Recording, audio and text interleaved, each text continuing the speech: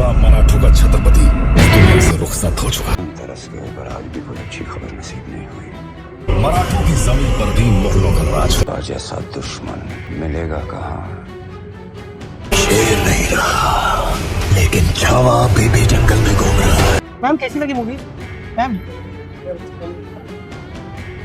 बहुत मुश्किल, बहुत रोना आता है। मूवमेंट था जो आपको इमोशनल कर दिया। इस धर्म पर मिटने वाला शेर शिवा का छावा था। महापराक्रमी प्रथम प्रतापी एक ही शंभु राजा था। तेज पुंज तेजस्वी आंखें निकल गई पर झुका नहीं, दृष्टि गई पर राष्ट्रोन्नत का दिव्य स्वप्न तो मिटा नहीं। दोनों पैर कटे शंभू के ध्येय मार्ग से हटा नहीं, हाथ कटे तो क्या हुआ सत्कर्म से तो हटा नहीं। जिह्वा कटी खून बहा धर्म का सौदा किया नहीं, देश धर्म पर मिटने वाला शेर शिवा का छावा था। जी हाँ मित्रों, प्रस्तुत किया गया है। याद रखिएगा, मुगल शासकों में सबसे क्रूर शासक, निर्दयी शासक, काफिरों को लूटने वाला, मंदिर को तोड़ने वाला अगर कोई शासक था तो उस शासक का नाम था औरंगजेब। औरंगजेब का नाम सुनते ही छोटे मोटे राजा सिहर जाते थे, डर जाते थे।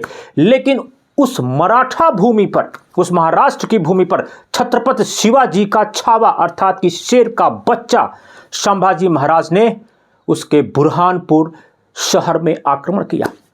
आप यह जानते होंगे कि बुरहानपुर शहर में आक्रमण क्यों किया। इस जानने से पहले हम इस वीडियो में जानेंगे कि इस महान सपूत को कितनी दर्दनाक, कितनी खौफनाक यातनाएं उस कट्टर महजबी औरंगजेब ने दिया। आपको आपका इतिहास अगर नहीं पता है, अगर आपको आपके महानायक नहीं पता है, तो शायद आपका जीवन बेकार है। तो पहली बात, मैं फिल्म के डायरेक्टर, फिल्म के प्रोड्यूसर, कलाकार, उन सभी लोगों का धन्यवाद करूंगा जिन्होंने इस फिल्म को बनाया है।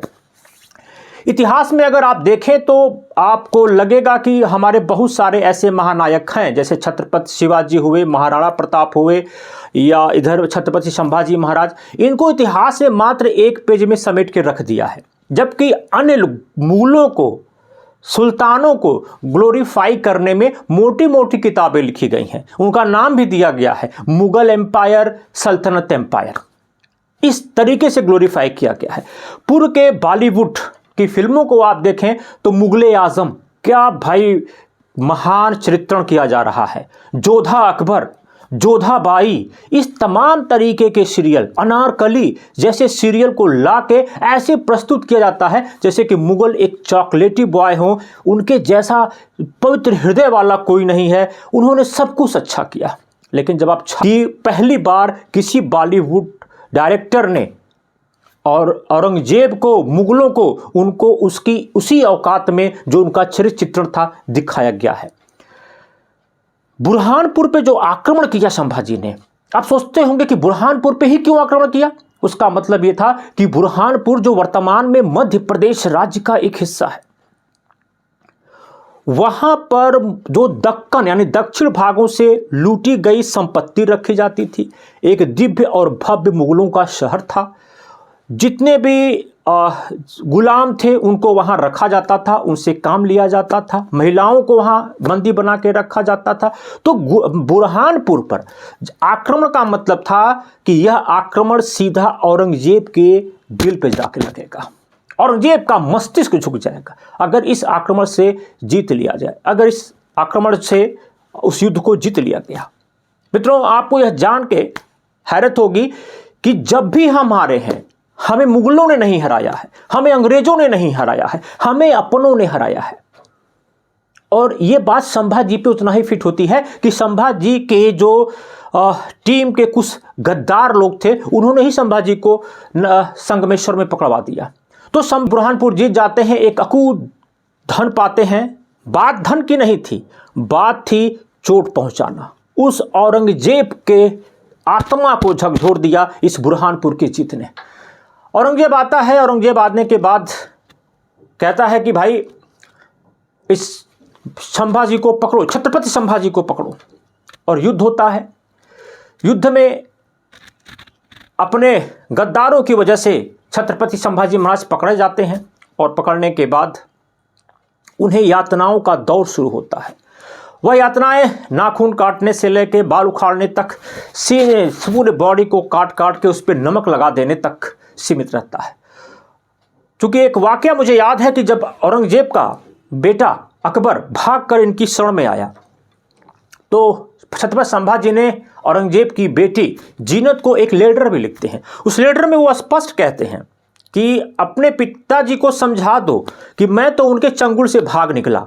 यानी कि एक बार औरंगजेब ने छत्रपति शिवाजी और संभाजी को कैद किया था, वो लोग वहां से निकल गए थे, उसकी याद दिला रहा है कि संभाजी कहते हैं कि एक बार तो मैं उनकी कैद से निकल गया, अगर औरंगजेब मेरी कैद में आया तो उससे निकलना काफी मुश्किल होगा, नामुमकिन होगा, और उसे अपने कब्र को यहीं खोदना होगा, यहीं ढूंढना होगा, क्योंकि उसकी कब्र ही इस दक्कन की भूमि, मराठाओं की भूमि पर बनेगी।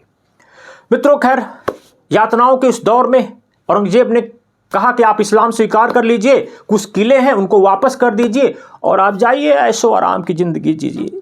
लेकिन छत्रपति महाराज संभाजी ने उसकी एक न सुनी। उन्होंने इस्लाम को ग्रहण नहीं किया, उन्होंने अपने देश के साथ समझौता नहीं किया, उन्होंने अपने साम्राज्य के साथ समझौता नहीं किया और गए कि हम तुमको एक चवन्नी नहीं देंगे, एक किला तो बहुत दूर की बात है। इससे औरंगजेब आहत हुआ। उन्हें कहा जाता है कि उनके साथ जो उनका प्रिय मित्र रवि, जो उसके कवि कलश था, उसके साथ उनको नगर में जोकरों के कपड़े पहन के घुमाए गए। वो जैसे जैसे जहाँ जहाँ जाते वहाँ उनको लोग ढेले से मारते, कोई थूकता। बड़े निर्दयता की पराकाष्ठा अगर आपने सोचा हो तो शायद इस छावा मूवी को देखने के बाद से पता चल जाएगा। फाइनली औरंगजेब कहता है कि इस्लाम ग्रहण करो। उन्होंने कहा नहीं करेंगे, उनकी जबान खींच ली जाती है। कितना दर्दनाक भयानक दृश्य होगा। और एक कागज मंगवाते हैं लिखने के लिए, जो कि अब जबान से तो बोल नहीं सकते थे छत्रपति महाराज संभाजी, तो लिखने के लिए मंगवाते हैं कागज और कहते हैं कि उस पर लिखते हैं कि अगर तुम मुझे अपनी एक बेटी भी दे दोगे तो भी मैं इस्लाम ग्रहण नहीं करूंगा। यह सुन के औरंगजेब आग बबूला हो जाता है और छत्रपति संभाजी महाराज के सर को धड़ से अलग करके दक्षिण के राज्यों में घुमाता है। उसे लगता है कि यह खौफ पैदा होगा और दूसरा कोई छत्रपति संभाजी महाराज नहीं आएगा, लेकिन यह उससे उल्टी पड़ी और औरंगजेब और मुगल सल्तनत का खात्मा ही उस मराठा सरदारों ने कर दिया। मराठा की भूमि, दक्कन की भूमि ही कब्रगाह सिद्ध हुई मुगल एम्पायर का। यदि आपको वीडियो अच्छा लगा हो तो इसे शेयर करें। नमस्कार।